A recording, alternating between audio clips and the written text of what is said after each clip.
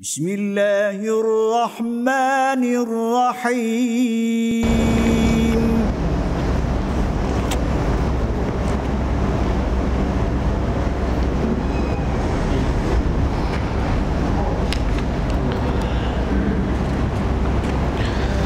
Uhayyikum bitahiyyatil Islam, tahiyatan mubarakatan indallah. Assalamualaikum warahmatullahi wabarakatuh. Alhamdulillah, thumma alhamdulillah. Alhamdulillahilladzi hadana lihadza wa ma kunna linahtadiya laula an hadana Allah. Asyhadu an la ilaha illallah wahdahu la syarika lah wa asyhadu anna Muhammadan abduhu wa rasuluh. Allahumma salli wa sallim wa barik ala sayyidil Mustafa Muhammad ibni Abdullah wa ala alihi wa man sanna bi sunnatihi wa da'a bi da'watihi ila yaumiddin. Subhanaka la ilma lana illa ma 'allamtana innaka antal alimul hakim. Rabbi shrah li sadri wa yassir li amri wahlul 'uqdatam min lisani yafqahu qawli. Wala hawla wala quwwata illa billahil aliyyil azim. Amma ba'd. Yang saya muliakan, lagi saya hormati Tuan Pengerusi Surau,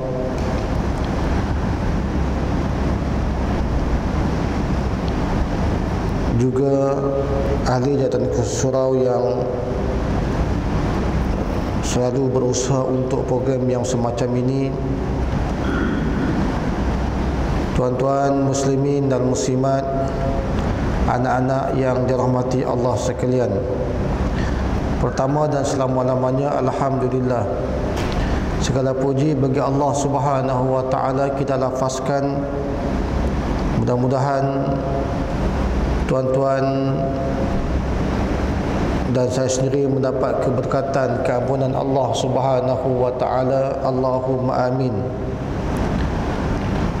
InsyaAllah muslimin dan muslimat rahimakumullah, kita akan sambung lagi siri sirah kuliah kita malam ini. Dan tuan-tuan pun telah dibekalkan dengan kitab sirah ini, yang ianya merupakan kitab yang cukup baik untuk kita mendalami apa yang Allah sebut, laqad kana lakum fi rasulillahi uswatun hasanah liman kana yarjullaha wal yawmal akhir wa dzakarallaha katsira. Sesungguhnya kata Allah Subhanahu wa taala pada diri Nabi sallallahu alaihi wasallam adalah menjadi contoh yang paling baik untuk menjadi ikutan kepada kita semua. Jadi muslimin dan muslimat rahimakumullah, kitab yang kita akan bacakan ini tuan-tuan sekalian ditulis oleh Syekh Ramadan Al-Buti, ulama besar di bumi Syria yang terkenal dengan sifat kehebatan ilmunya. Dan saya telah pun merujuk kepada Ustaz yang berbagai Ustaz Al-Fadil, Ustaz Zahazan sendiri. Berhubung dengan kitab yang saya akan bacakan ini, dia penuh menyokong, Ustaz Zahazan sendiri penuh menyokong dibaca kitab ini tuan-tuan sekalian. Jadi muslimin dan muslimat rahimakumullah, depan saya ada kamera yang ni buat saya susah hati ni. Siapalah saya tuan-tuan sekalian, tuan-tuan nak ambil, nak shoot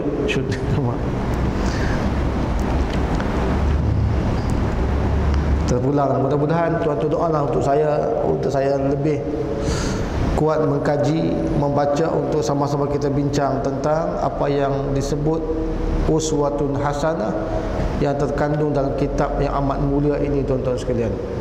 Dan kitab ini ada 3 jilid. Jilid pertama ini, kedua dan ketiga, 3 jilid tuan-tuan sekalian. Banyak tu. Muslimin dan muslimat rahimakumullah, kita masuk ke muka surat 18. Kita masih membicarakan perihal peranan hidup Nabi sallallahu alaihi wasallam yang perlu kita belajar dan kita hayati, tuan-tuan sekalian. Dan telah kita sentuh minggu yang lalu berhubung dengan peranannya. Yang pertama kita ulang sedikit, iaitu memahami peribadi Nabi sallallahu alaihi wasallam menerusi kehidupan dan suasana hidup baginda sendiri. Ini tujuan yang pertama, di mana Nabi ini hidupnya penuh dengan panduan dan maklumat. Yang kedua, supaya seluruh manusia seluruhnya dapat meniru dan mengikut suatu contoh yang paling unggul yang ada pada Nabi sallallahu alaihi wasallam. Semua hal kehidupan bukan rujuk kepada Alfonso di Albuquerque, rujuk kepada Nabi sallallahu alaihi wasallam, rujuk kepada Nabi sendiri. Apa juga amalan, bukan para miswara, bukan hang lipu, tetapi Nabi itu sendiri dia ada berbagai-bagai contoh kehidupan yang cukup bernilai buat umat Nabi sallallahu alaihi wasallam. Yang ketiga, tuan-tuan sekalian, agar setiap Muslim dapat mengumpulkan seberapa banyak yang boleh perbendaharaan kebudayaan dan pengetahuan Islam yang sebenar, sama ada pengetahuan bersangkutan dengan akidah kepercayaan. Yang ketiga, sebab kenapa kita nak kena baca sirah ini, tuan-tuan sekalian, kerana kita nak mengambil perbendaharaan kebudayaan dan pengetahuan Islam yang sebenar. Hidup Nabi penuh dengan maklumat, terutama yang berhubung dengan akidah kepercayaan kita dengan Allah Subhanahu wa ta'ala. Tentang akidah kepercayaan, zaman jahiliah macam mana, tuan-tuan sekalian, setelah datang Islam macam mana, tuan-tuan sekalian. Ini perbenaran yang cukup banyak yang berlaku dengan Nabi sallallahu alaihi wasallam. Tuan-tuan muslimin dan muslimat rahimakumullah, zaman jahiliah, tuan-tuan sekalian, sebelum datang Nabi sallallahu alaihi wasallam, penuh dengan apa? Huru-hara kehidupan. Huru-hara. Allahu akbar. Abang bawa bas kan? Dia biru bawa bas. Bawa bas sekolah kan? Pernah bawa anak-anak sekolah dulu. Teringat, Allahu akbar. Dapat pahala bawa anak saya pergi ke sekolah. Dulu tahun 2001 dulu. Terima kasih. Allah. Siap Amin. Zaman jahiliah, tuan-tuan, sebelum datang Nabi, kenapa kita nak tengok cerita Nabi ni? Kerana zaman jahiliah, tuan-tuan, orang dulu kala zaman jahiliah, zaman huru-hara yang tak datang Islam itu, orang nak kahwin, orang bukan setakat kahwin 2, 3 je. Zaman itu. Zaman jahiliah, orang Arab kalau dia kahwin 11, 18, 20. Zaman jahiliah. Kena pula dia tu otai besar di kampung tu. Kahwin rani esok cerai. Tak ada satu undang-undang yang menjaga, yang mengawal perkahwinan waktu itu. Kahwin 2 esok cerai pula, kahwin tambahan, tukar macam tukar baju kahwin. Zaman jahiliah mengikut satu riwayat yang sahih. Kahwin ni macam kahwin apa ni, dengan macam pergi jumpa pelacur. Dah habis madu sepah dibuang, ditinggal begitu. Zaman jahiliah, tuan-tuan sekalian. Bila datang Nabi sallallahu alaihi wasallam, datang Islam, agama Allah Subhanahu wa taala, Nabi mula menyusun kembali hukum hakam perkahwinan dalam sebuah rumah tangga. Barulah berlaku hari ini syariat nak kahwin boleh setakat 4. Itu pun syaratnya kalau ada kemampuan. Wa in khiftum alla ta'dilu fawahidah. Datang Islam, dia menyusun kembali kehidupan manusia dengan kalau nak berkahwin, kahwin 2, 3, 4 atas asas kemampuan, atas dasar kemampuan. Jahiliah, ya Allah, kahwin cerai, tinggal anak mata, tuan-tuan sekalian. Ini zaman Nabi SAW datang Islam kepada orang-orang Arab. Ini ceritanya. Akidah kepercayaan, orang semua pokok, orang semua kurma, ini biasa dalam masyarakat itu. Dah bila buah kurma tu, tuan-tuan sekalian, dia kumpul-kumpul, maklum tak ada, dulu tak ada apa ni, plastisin kan. Kalau ada plastisin dia buat patung kan. Dulu tuan-tuan sekalian, zaman jahiliah, orang Arab jahiliah, dia kumpul buah-buah tamar ni. Buah tamar kalau lembut-lembut kan, dia ukir, dia susun, dia bentukkan patung-patung. Sembah. Lepas sembah lapar, lepas lapar makan patung tu sebab buah-buah tamar. Ini sifat zaman jahiliah tuan-tuan sekalian.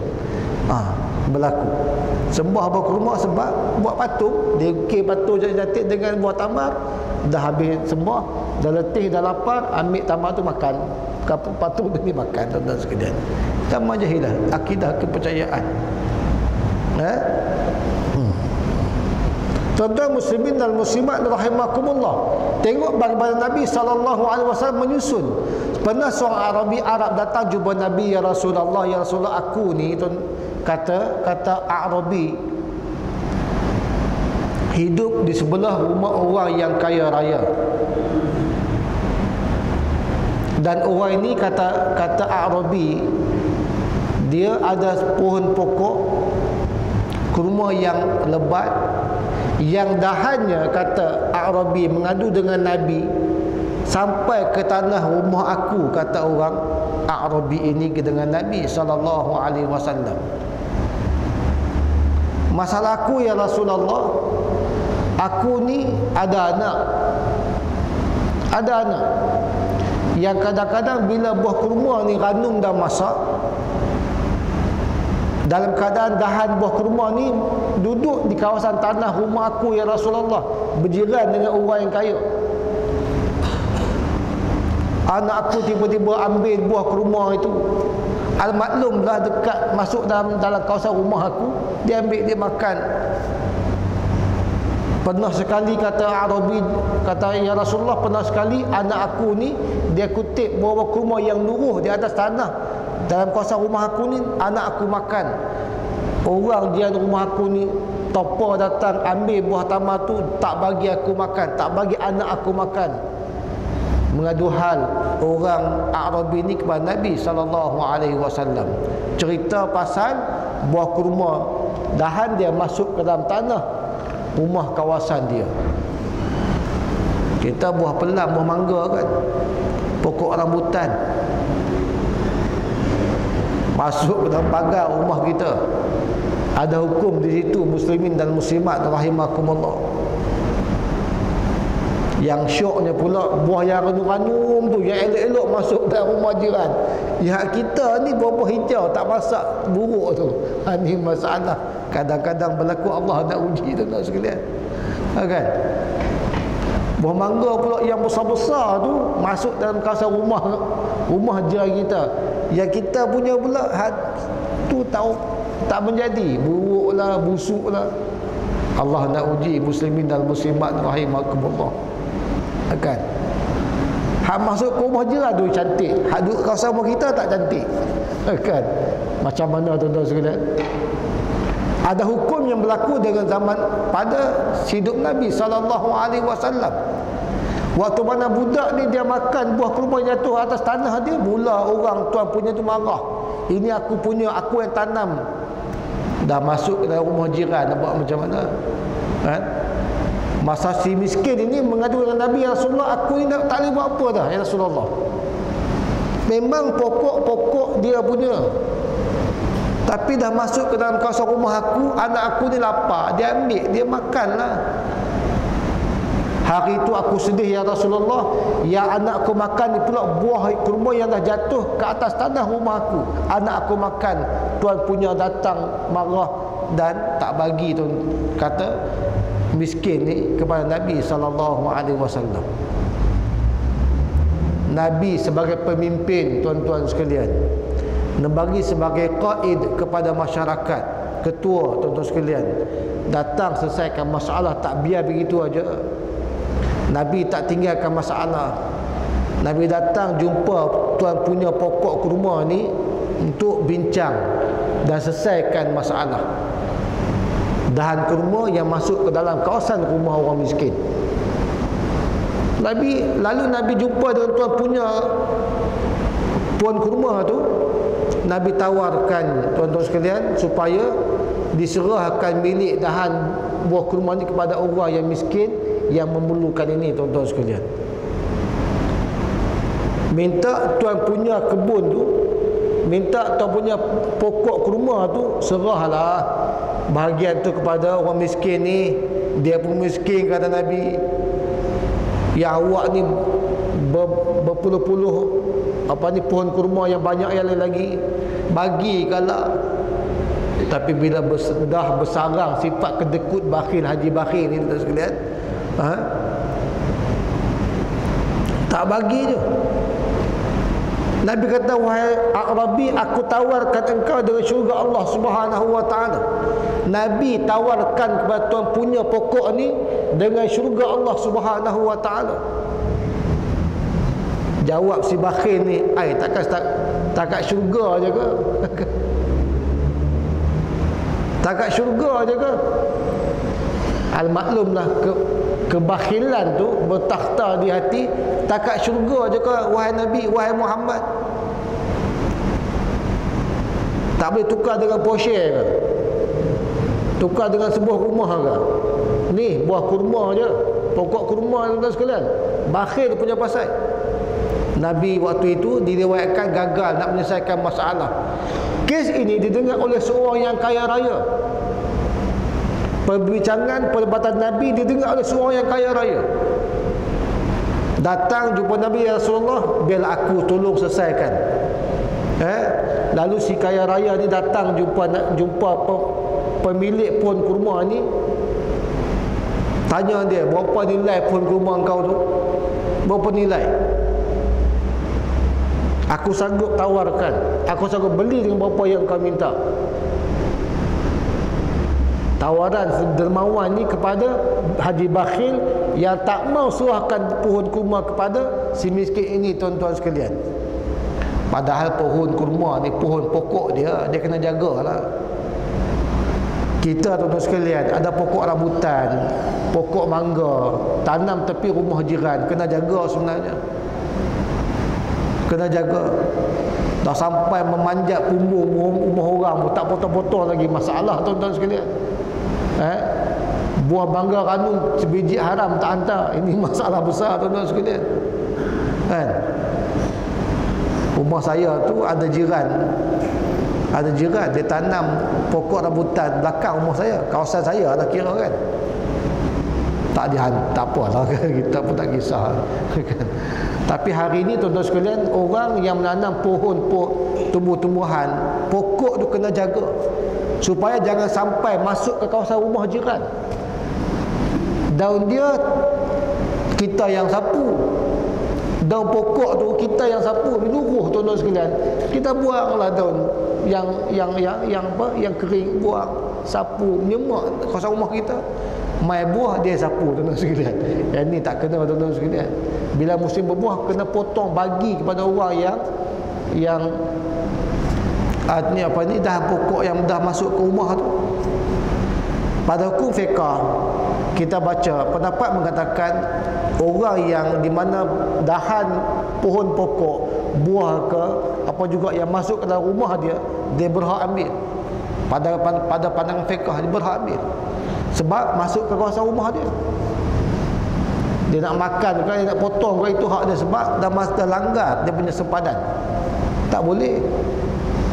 Maka kalau kita buat tanam pokok rambutan ke, kalau nak biar tak apa, tapi hak dia sebagai jiran yang menerima akibat itu kena bagi. Rambutan masak kena bagi, mangga masak kena bagi, pisang tandan kena bagi dua. Kalau pisang tu tandan je buah dia, bagi dua, bagi jiran.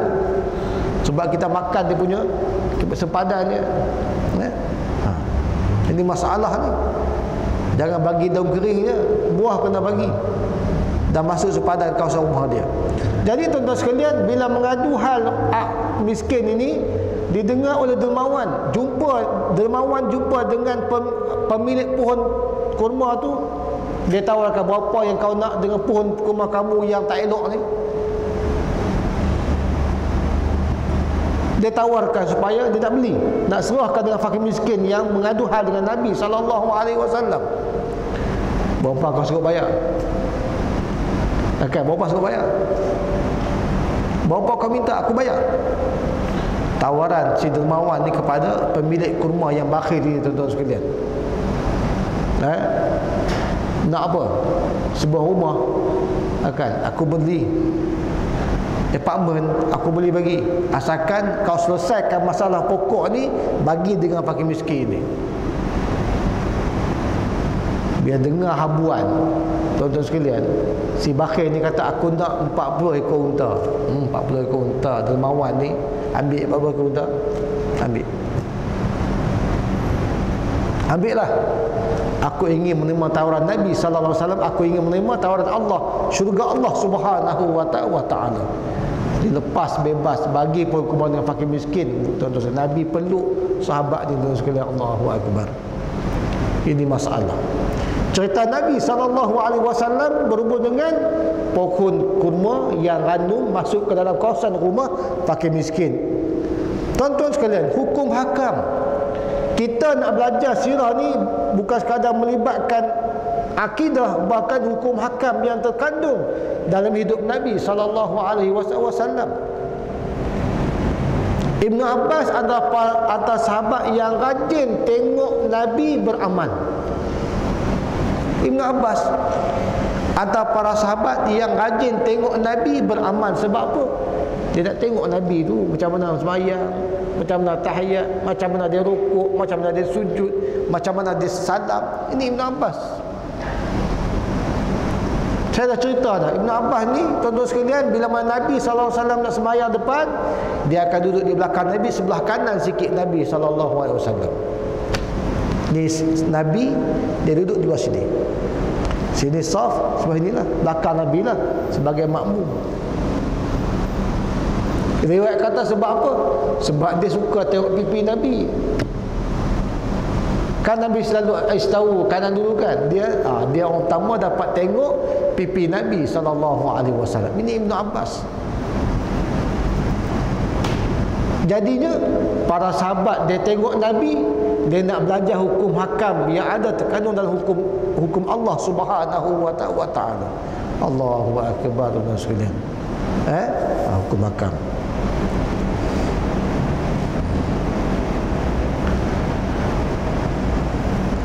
Dalam Islam dan tata susilanya, nak belajar apa yang Nabi ajarkan kepada umat Nabi SAW.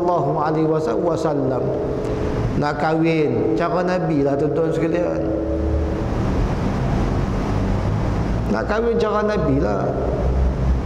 Nabi bukan pilih pasal cantik semata-mata, tapi Nabi pasal pilih kerana agamanya.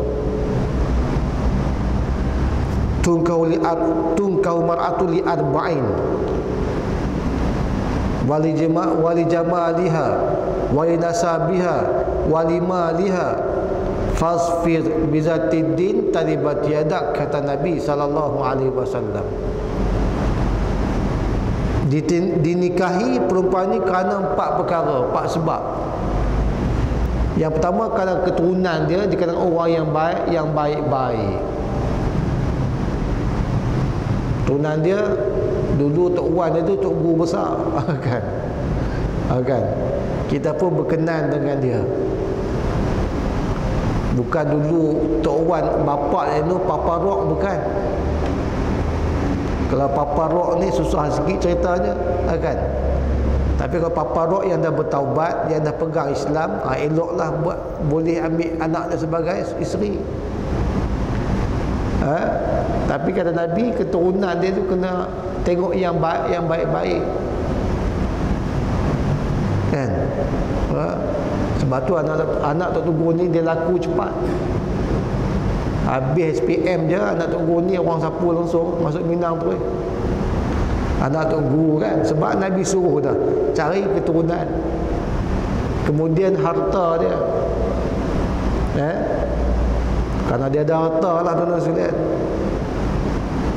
Kemudian cantiknya, kerana dia lawa, dia cantik, kan? Macam orang Arab contoh kata, kan? Cantiknya. Apapun Nabi sebut, faz fi bizatiddin taribat jadak. Pilihlah keturunan ke, pilihlah cantik ke, pilihlah harta ke, tapi pilihlah yang ada agama, kata Nabi sallallahu alaihi wasallam. Yang cantik, yang nasab, yang semua ni duduk nombor 3, nombor 4, nombor 5. Nombor 1 apa? Pilih orang yang ada agama, tuan-tuan sekalian. Ini cara Nabi, hukum Nabi sallallahu alaihi wasallam yang terkandung dalam hidup baginda. Maka muslimin dan muslimat rahimakumullah, lebih tegas lagi kata dia, penghidupan Rasulullah sallallahu alaihi wasallam adalah satu gambaran dengan dimensinya yang jelas bagi prinsip-prinsip dan hukum-hukum Islam. Maka kalau kita ikut cara itu, cara Nabi SAW, nak berkahwin ke, nak berniaga ke, nak berpolitik ke, nak berdakwah ke, nak apa juga, nak sembahyang ke apa juga, ikut cara Nabi, taribat siadak, dia mampu menyelamatkan kehidupan manusia dengan Allah Subhanahu wa ta'ala. Kalau berkahwin sibuk dengan karaoke, tak pun berhenti tuan-tuan sekalian, tak didik isteri, tak ajar anak tuan-tuan sekalian, huru-hara rumah tangga tuan-tuan sekalian, huru-hara. Mana suami ni puan, suami saya tak balik lagi ustaz. Gimana? Biasa dia lepak kedai kopi, tak balik rumah. Ni masalah, kan? Bukan nak lepak di surau, kan? Anak ke mana puan? Tak tahu ustaz, mana pergi tak tahu. Biasalah pukul 10 malam baru balik. Duk ingat anak ni pergi mengaji Quran lah dengan ustaz-ustaz, kan? Tak mengaji anak-anak tu. Dibiarkan begitu aja, tanpa dipedulikan tuan-tuan sekalian. Hara anak tu tuan-tuan sekalian.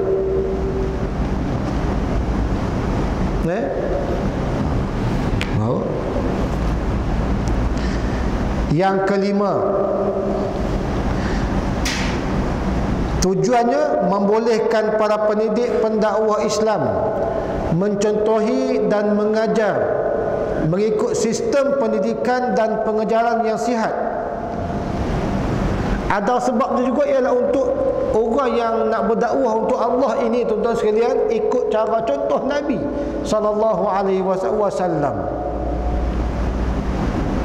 Contoh Nabi, sifat sabar seorang pendakwah ni kena ada, sifat sabar seorang suami ni kena ada, sifat sabar seorang isteri ni kena ada. Nabi dah ajar dah tuan-tuan sekalian. Sabarnya Nabi tuan-tuan sekalian, Allahu Akbar. Kalau kita tuan-tuan berperang dah, pernah Nabi tuan-tuan sekalian, dia lalu, biasa Nabi ni lalu semai, datang ke masjid, datang ke bertemu masyarakat, berjalan kaki ke masjid mana juga, Nabi sentiasa diburu oleh musuh-musuh dia.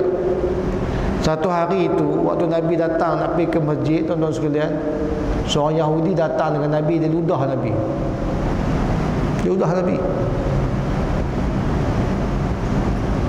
Nabi sapu, Kita sapu berani mudah aku kan. Mudah tuan sekalian. Nabi riwayat kata macam tu, dirudahnya Nabi ni. Walaupun ya, Nabi terkenal dengan sifat baiknya, orang gelar Nabi sebagai orang yang amin, seorang yang amanah, seorang yang betul akhlak sifatnya. Orang tahu, Yahudi pun tahu, Abu Lahab pun tahu tuan-tuan sekalian. Ni Abu Lahab pun tahu Nabi ni betul, tuan-tuan sekalian. Tapi kerana Nabi nak ambil tahta aku, Nabi jawab, Nabi penguasa, Nabi ni, itu dia lawan Nabi tu. Bila Nabi diludah oleh Yahudi, Nabi tak marah atau sekali, Nabi senyum je. Allahu Akbar. Tuan-tuan, Nabi senyum. Tengok Yahudi tu, Allah senyum, lepas tu sapu, jalan, Nabi jalan. Yahudi ni bangsa yang tak pernah puas hati, tuan-tuan sekalian. Sampai sekarang macam tu lah. Bangsa yang tidak pernah puas hati. Esok pagi dia tunggu lagi. Dia tahu Nabi jalan kawasan ni, dia tunggu juga. Diletakkan najis tempat Nabi berjalan, najis. Dah Nabi tak marah tuan sekalian. Hari kedua dia letak najis tempat laluan Nabi SAW. Memang terkena dengan kaki Nabi SAW. Nabi tengok senyum. Allah. Kalau kita pegang kayu kan, kerja sampai tak cukup tanah kan, tak apa-apa ganggu, tak apa zaman, memang marah kan. Kita orang potong kita kereta sikit, potong masuk, kita potong balik kan. Punya marahnya kita. Sebab apa? Sebab tak ikut Nabi. Pantang motor potong lah, motor potong kejar. Panas telinga kan. Pantang orang cilok je, siaplah kau, ku impit balik kan. Cara kita kan, yang tak betul lah kan. Tak. Hari kedua begitu, kena begitu, kena najis. Nabi jalan letak najis. Najis bukan setakat najis tak cicak tak apa ha? Najis orang, tuan-tuan sekalian. Ni kerja Yahudi. Nabi senyum, Nabi jalan, bagi tepi basuh, habis, selesai. Tak marah Yahudi ni. Hari ketiga, muslimin dan muslimat rahimakumullah, Nabi kena juga. Makilah, najis lah, apa macam-macam kena juga. Nabi senyum, Nabi selesaikan bersihkan diri, Nabi pergi ke masjid. Hari keempat, Nabi tengok, tak mana Yahudi ni, tak ada. Hari keempat tak ada. Ingat nak kena kayu balak ke apa kan, hari keempat tu. Sampai masjid, Nabi tanya para sahabat, mana orang yang kacau aku setiap hari? 3 hari keempat tak ada ni. Ya Rasulullah, dia dah mengucap kalimah syahadah dengan kami ya Rasulullah. Kerana perbuatan tu yang Nabi tak pernah marah tu dikajak oleh orang Yahudi ni, hari keempat orang Yahudi masuk Islam kerana sifat Nabi SAW. Betul sekalian. Jadi seorang pendakwah ni ikut cara Nabi lah. Orang tak mau dengar kuliah kita nak buat macam mana, tak boleh marah kan? Orang tak mau dengar cakap kita nak buat macam mana, tak boleh marah. Kita sebagai ketua kampung, kita sebagai penghulu mukim, kita sebagai YB, kita sebagai apa juga, sebagai pemimpin, orang tak nak buat macam mana. Tunjukkan akhlak yang baik supaya orang ni hormat dan ikut cara kita, muslimin dan muslimat rahimakumullah. Dakwah ni kena sabar kuat sini. Kena sabar kuat.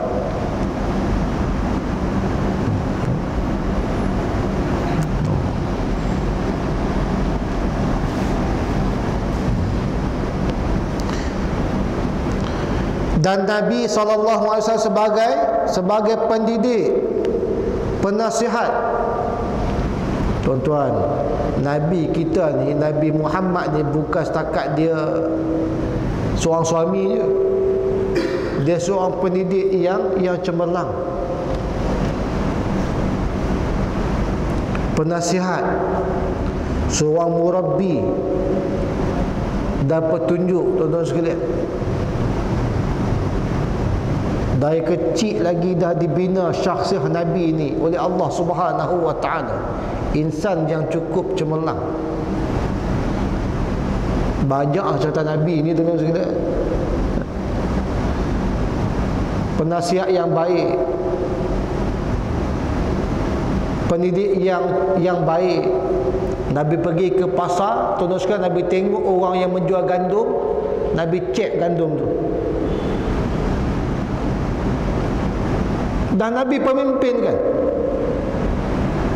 Waktu itu muslimin dan muslimat rahimakumullah, orang tipu ni biasa, tipu-tipu ni biasa. Jual gandum yang nak rosak, jual buah yang dicampur dengan buah yang busuk. Urusan jual tanah, urusan penuh dengan gharar, penipuan. Berlaku zaman jahiliah, tuan-tuan sekalian. Nabi sebagai seorang pemimpin datang ke pasar-pasar, cek, semak tengok betul tak betul peniaga ni. Sebab ada di kalangan peniaga waktu itu, dia campur gandum dengan gandum yang baru dan gandum yang lama. Kalau buah rambutan, tuan-tuan sekalian, sekilo tu buah rambutan 40 biji elok, yang 20 tak elok, dia campur sekali jual kepada pembeli. Yang ni penipuan, tak boleh. Nabi datang jumpa peniaga, tengok ini tak boleh, sebagai awak peniaga tak boleh jual yang buruk campur dengan yang baru. Awak menipu tak boleh. Ini cara Nabi SAW. Penasihat, pendidik, guru yang berjaya. Allahu Akbar. Mau tak berjaya, tuan-tuan sekalian? Mau tak menjadi pendidik yang hebat, tuan-tuan sekalian? Sebab jiwa Nabi, jiwa yang bersih dengan Allah Subhanahu wa taala. Nabi tak pernah tinggal tahajud. Ya Allah. Nabi tak pernah tinggal sembahyang jemaah. Nabi tak tinggal puasa Isnin Khamis. Nabi tak tinggal zikir-zikir, tuan-tuan sekalian. Nabi tak tinggal Al-Quran, tuan-tuan sekalian. Nabi makan makanan yang berzat dan makan sekadar mengenyang perut Nabi aja. Lebih tu ingat pakai miskin, tuan-tuan sekalian. Nabi sayang kanak-kanak, Nabi sayang orang yatim, Nabi sayang ibu-ibu tunggal, Nabi sayang orang-orang yang hidup melarat. Bila sifat ini ada pada Nabi SAW, menyebabkan dia jadi cemerlang. Maka hari ini, tuan-tuan sekalian, guru yang nak didik orang ni, Allah, saya pun risau, tuan-tuan sekalian. Jadi guru yang kita hantar anak ni, hantar dia mengaji ke, hantar dia belajar ke, ada sebab yang pertama, sebab sifat guru tu seorang murabbi, dia kena ada sifat itu. Betul tak? Kalau guru sembahyang jemaah pun tak nak, susah anak kita nak pandai. Ini penting, haji, ini penting seorang guru. Kalau guru sendiri, dia ajar anak kita matematik, ajar sains, ajar agama, ajar fiqh, ajar solat. Kalau guru tu sendiri, dia tak pentingkan persoalan masalah sembahyang jemaah, susah anak kita nak cepat boleh, tuan-tuan sekalian. Sebab guru tu tak ada nur. An-nur la yahdil na'asi, tuan-tuan sekalian. Ini penting, penting guru yang betul-betul kuatnya dia dengan Allah Subhanahu wa taala. Baru anak kita yang diajar tu menjadi anak yang baik. Ini peranan. Pentingnya ikut cara Nabi sebagai murabbi, sebagai pendidik. Sebab Nabi itu sendiri bersih jiwanya dengan Allah Subhanahu wa taala. Maka menjadi kewajipan guru tu juga mestilah orang yang bersih jiwanya dengan Allah Subhanahu wa taala. Paling tidak, tuan-tuan sekalian, guru ni orang yang tidak berterusan melakukan maksiat dengan Allah. Guru mesti tidak berterusan melakukan maksiat dengan Allah Ta'ala. Ni hari maksiat ni tak kesudah, tuan-tuan, macam mana nak ajar budak-budak sekolah. Guru asyik sibuk dengan benda-benda. Ada tuan-tuan sekalian. Kenuri ni siapa dah jumpa tuan-tuan sekalian, guru ni buat cikgu dah cikgu, tapi dengan karaoke tak tinggal tuan-tuan sekalian. Perempuan pula tu. Saya fikir macam mana cikgu ni dia mengajar. Guru yang dedah aurat, macam mana tuan sekalian ajar anak kita tuan sekalian? Seorang guru perempuan Islam ajar anak kita, dia dedah aurat. Macam mana nak berkat budak tu? Jangan nak jadi elok budak tu. Dia cikgu, kan? Allahu Akbar. Kita pun heran lah. Kan? Ramai.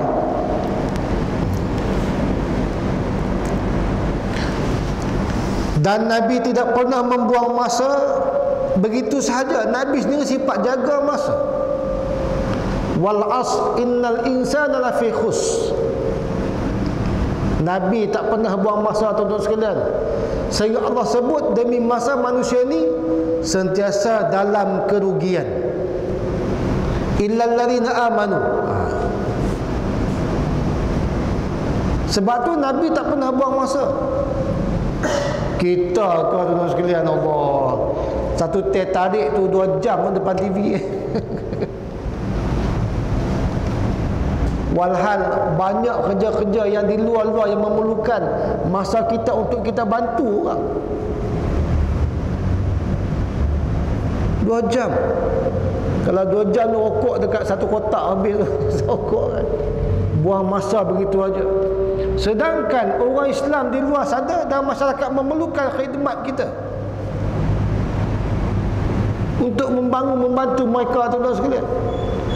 Banyak tugasan masyarakat ni tuan-tuan sekalian, banyak tuan-tuan sekalian. Siapa yang nak jaga surau kalau tuan-tuan tak datang surau ni tuan-tuan sekalian? Siapa yang nak pasang aircon, siapa yang nak pasang semua ni kalau tidak tuan-tuan datang ke surau ini? Adakah wajar hari ni kita duduk di kedai kopi lama-lama? Duduk boleh, bukan tak boleh. Tapi sampai pukul 10 malam, 9 malam, 11 malam duduk melepak sampai begitu buang masa kita gitu aja. Kita sudah tidak mengikut Nabi SAW. Islam membenarkan berhimpun, berkumpul, duduk santai, duduk kat mana boleh. Tetapi ada matlamat dan tujuan yang kita perlu buat. Tak salah berkumpul, ajak saudara mara, ajak adik-beradik duduk kedai kopi sembang masalah keluarga, tak ada masalah. Tetapi duduk cerita benda yang sama je, kan? Cerita benda tsunami tahun 2009 dulu ni, 2009 2004 kan? 2004 sampai kelar duk cerita benda yang sama, tapi dia yang bercerita tak pernah insaf pun, kan? Orang mati datang air duk cerita ulang, bulan depan jumpa sambung cerita tu, kan? Buang masa. Jadi Nabi, muslimin dan muslimat rahimakumullah, tak pernah buang masa dalam hidup dia. Semua dipenuhi dengan aktiviti yang berfaedah untuk kembali kepada agama Allah Subhanahu wa taala. Kita ajak gotong royong buat bersih laman surau, berapa orang datang. Padahal manfaat untuk orang tu balik kan, masyarakat tu balik.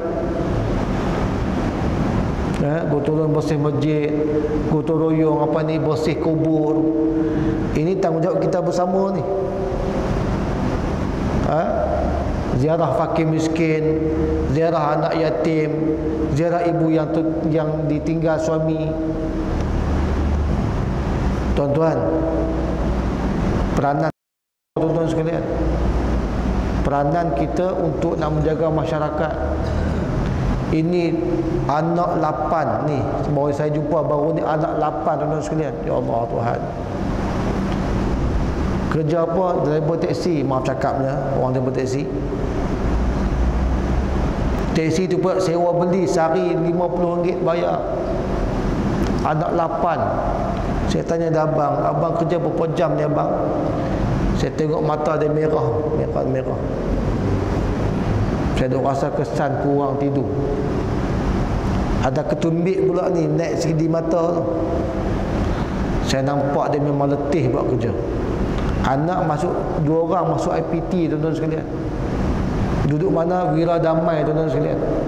Siapa nama dirahsiakan. Tapi saya cukup sedih. Datangan saya, abang kerja apa? Bawa teksi. Anak berapa orang? 8 ustaz. 8. Rezeki lah tu. Tapi berapa jam abang kerja? Kalau saya paling kurang 15 jam bawa teksi. Dan sekarang saya sedih sekali. Sekarang ustaz, saya makan ubat. Ustaz makan ubat nak tahan sakit lutut. Dia terpaksa ambil ubat painkiller, Haji. Painkiller kan, untuk tahan sakit lutut ni, demi nak bawa teksi sampai 15 jam, tuan-tuan sekalian. Saya kata, ya Allah Tuhan, saya sedih tengok abang tu. Pakcik lah. Saya tanya, kenapa tak datang mohon bantuan? Saya tak tahu ustaz. Saya tak tahu. Ketua kampung dia mana? Jiran dia mana? Mana orang-orang ni? Bukankah kita berperanan bercerita dengan dia untuk tolong bagi maklumat supaya dia ni datang ke kita, ketua kampung ke, pejabat zakat ke, apa juga, untuk kita bantu dia. Dia tak pernah tahu, tuan-tuan sekalian. Ya Allah Tuhan, dia kata. Kerja tak kurang 15 jam untuk cari nafkah. RM1,500 paling kurang dia nak kena ada sebulan. Rumah masih menyewa. Bayangkan bagaimana peranan masyarakat ni. Dia mesti di situ, bukan duduk kedai teh tarik sampai berjam-jam, tetapi pulang ke medan masyarakat, tengok apa tugas yang anak kita kena buat. Cari anak fakir miskin, cari anak-anak yatim. Kata Nabi SAW, sesiapa seorang hamba yang menjaga anak yatim, yang memelihara anak yatim, dia seolah-olah bersolat tahajud setiap malam lamanya. Ini kelebihan. Orang yang jaga ni anak yatim ni, yang hilang ayah ataupun hilang ibu, ataupun anak yatim piatu, kata Nabi SAW, dia seolah-olah berjaga malam semayang dengan Allah Subhanahu wa ta'ala. Kelebihan dia. Tapi anak yatim hari ini dibiar. Kadang-kadang tuan-tuan dibiar begitu aja. Anak yatim ni orang berebut harta anak yatim. Bapak dia baru dia kebumikan, malam bergaduh nak berebut harta. Bahkan kata Nabi SAW, siapa-siapa yang menjaga anak yatim ini, dia seolah-olah sedang menyiapkan persiapan untuk berjihad di jalan Allah Subhanahu wa ta'ala. Ini kelebihan. Maka muslimin dan muslimat rahimakumullah, kita berkewajipan bukan duduk di kedai kopi lama-lama, tapi duduk dalam masyarakat, tanya mana anak yatim, cari anak yatim supaya diberi bantuan kepada dia. Anak yatim satu, anak ibu tunggal pun banyak sekarang ni, pun kena bagi perhatian juga. Salurkan maklumat kepada dia. Tuan-tuan, ibu tunggal ni setakat mana dia boleh kerja dulu sekalian. Saya cerita ibu tunggal ni, saya banyak kes lah. Ibu yang tak ditinggal tapi digantung, tak bertali pun banyak. Satu kes tu seorang perempuan muda lagi, saya ingat dalam 28 lah, dah kahwin, anak 3 lah. Dia lah semua segala-galanya. Rumah dia nak cari, bayar, bank nak kena bayar, kereta nak kena bayar, apa semua. Suami ni dia jadi macam mana saya kata, careless, kira tak ambil tahu lah, tak ambil tahu.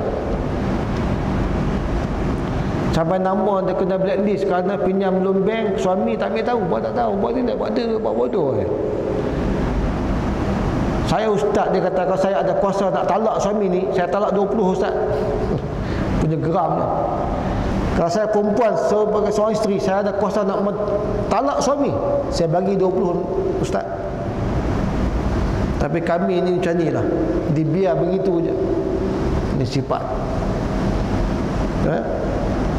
Maka kewajipan kita melihat orang ni, yang ibu yang ditinggal ni, banyak tuan sekalian. Hak jenis kahwin lain ni banyak tuan sekalian. Sedangkan Nabi SAW menyebut kita tak boleh lagi buang masa ni untuk nak tak tengok orang ni. Allahu Akbar. Maka muslimin dan muslimat rahimakumullah, Nabi tidak pernah membuang masa begitu sahaja, malah sentiasa mencari dan menyiasat jalan-jalan dan sistem-sistem pengejaran yang terbaik semasa baginda berdakwah dengan umat dia sallallahu alaihi wasallam. Ini sifat dia. Sibukkan diri dengan usaha untuk berdakwah kepada Allah Subhanahu wa taala. Tuan-tuan muslimin dan muslimat rahimakumullah, saya dah sebut dah, nak berdakwah ni bukan ada title ustaz, tidak. Nak tunggu janggut panjang, tidak. Nak tunggu pakai jubah, tidak. Nak berdakwah untuk Allah ni apa ada yang kita ada. Balighu anni wala ayat, kata Nabi sallallahu alaihi wasallam. Sampaikan dari aku walaupun satu perkataan, tuan-tuan sekalian. Saya tak boleh ustaz, saya bukan ustaz, saya baru nak start ustaz. Duk tak boleh sentiasa. Kan? Dia kira nak ada title ustaz, nak kena ada CJ PhD ke apa ke, CJ diploma ke, baru nak boleh berdakwah, tidak, tuan-tuan sekalian. Kan? Tuan-tuan bersama orang mencegah kemungkaran, itu pun dah dikira orang yang berdakwah untuk Allah Subhanahu wa taala. Tuan-tuan, berdakwah. Ajak jiran rumah sebelah tu. Tuan-tuan siapa? Bukan ustaz, tapi ajak jiran rumah sebelah datang ke surau semain jemaah. Dah dikira berdakwah untuk Allah Subhanahu wa taala. Ini jiran rumah sebelah tak pernah diajak datang ke surau. Kan? Nah, masalah. Maka muslimin dan muslimat rahimakumullah, adalah faktor yang menjadikan sejarah Nabi sallallahu alaihi wasallam mampu dan berupaya untuk sampai ke matlamat tadi, ialah kerana sejarahnya lengkap meliputi segenap bidang kehidupan. Tuan-tuan, apa juga kerja buat kita di kedai rujuk Nabi, cara Nabi, semua Nabi paparkan oleh Allah Subhanahu wa taala. Bukan rujuk hang lipo, bukan dasar pandang ke timur, dasar pandang kepada tubuh Nabi sallallahu alaihi wasallam. Itu yang betulnya. Teradun dalam hidup Nabi. Cara nak berkahwin ke, cara nak bercerai ke juga, tuan-tuan sekalian, cara hidup Nabi. Ini cerai kawan tu tengah mengandung, bercerai, biar ya Allah Tuhan. Bukan cara Nabi, cara jahiliah yang Nabi tak pernah ajar kepada umat Nabi sallallahu alaihi wasallam. Ini masalah besar, tuan-tuan sekalian. Masalah besar.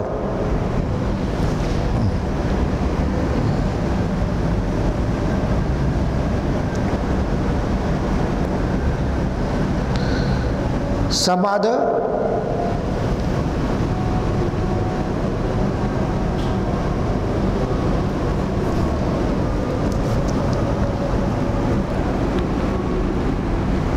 nak terus ke? Terus azan. Seorang kata tidak, seorang kata azan. Tunggu azan. Mana satu?